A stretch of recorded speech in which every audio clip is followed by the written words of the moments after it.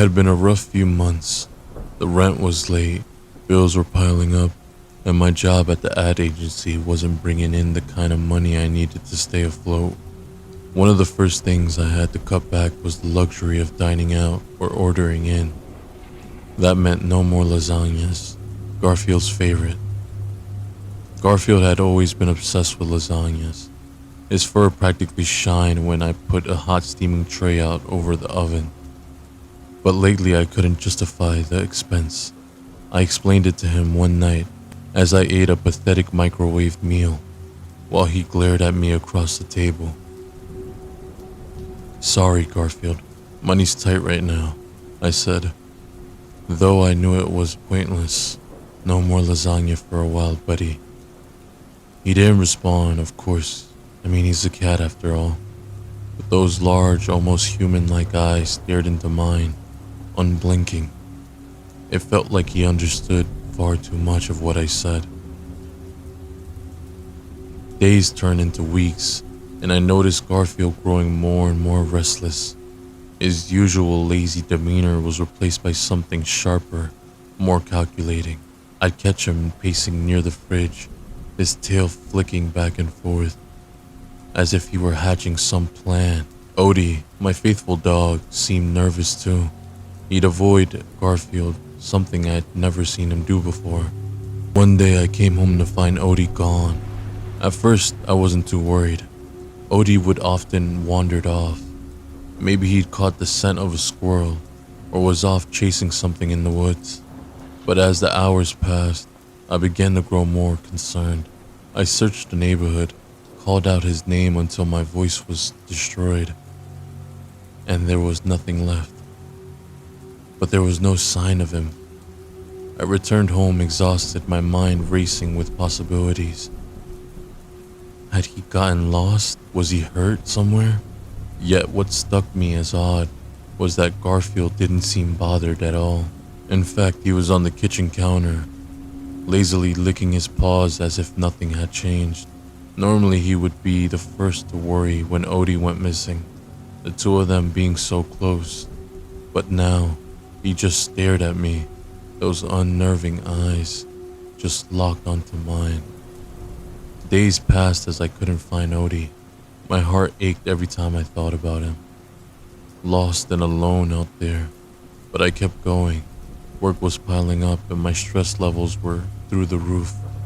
It was during one of those nights while I was sitting on the couch trying to work that the smell hit me. It was lasagna. I hadn't made lasagna in weeks. I hadn't even had the ingredients in the house. But there was this thick, rich aroma around through the house, pulling me towards the kitchen like a puppet on strings. On the counter sat a tray of lasagnas, bubbling and steaming perfectly, golden on top. Garfield was next to it, his eyes narrowing into slits as he watched me. Something was wrong.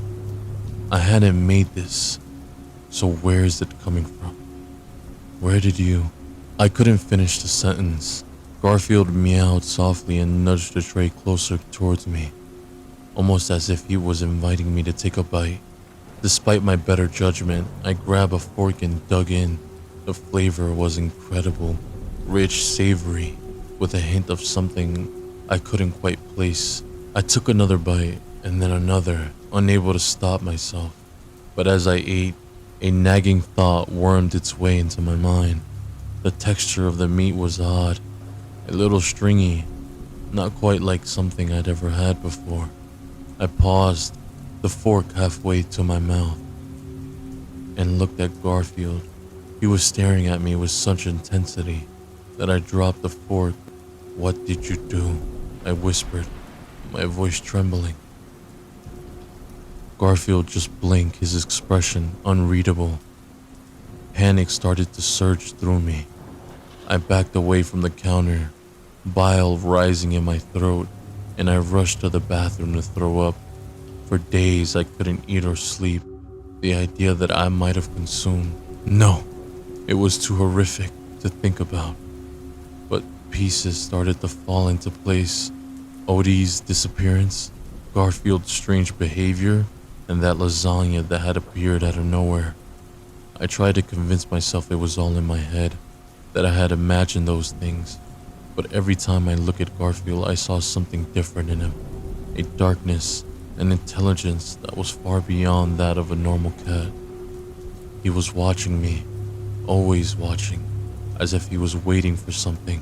Weeks passed and I tried to avoid him as much as possible, locking myself in my room and only coming out when necessary. But Garfield's presence loomed over the house. Then one night I heard it, the sound of something being dragged across the kitchen floor. I stayed in bed, heart pounding, but the noise continued.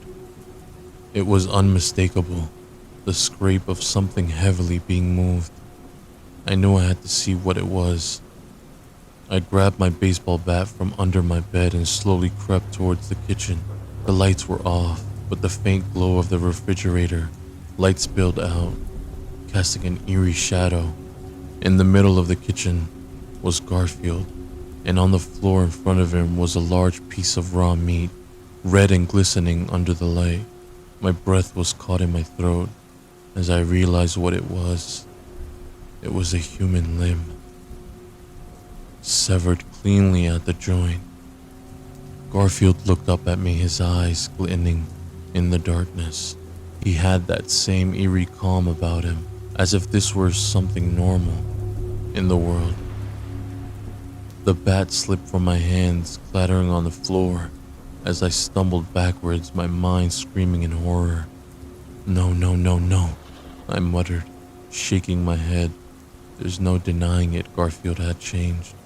He evolved into something of a monster, something that craved more than just lasagna.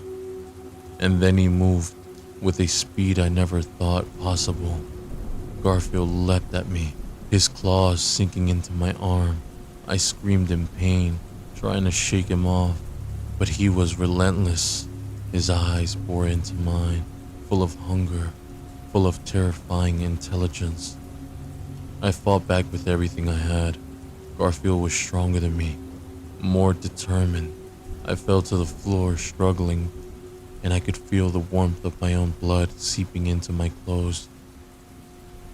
As my vision blurred, the last thing I saw was Garfield's face inches from mine, his mouth open with a twisted grin, and I knew then that I was going to be his next ingredient.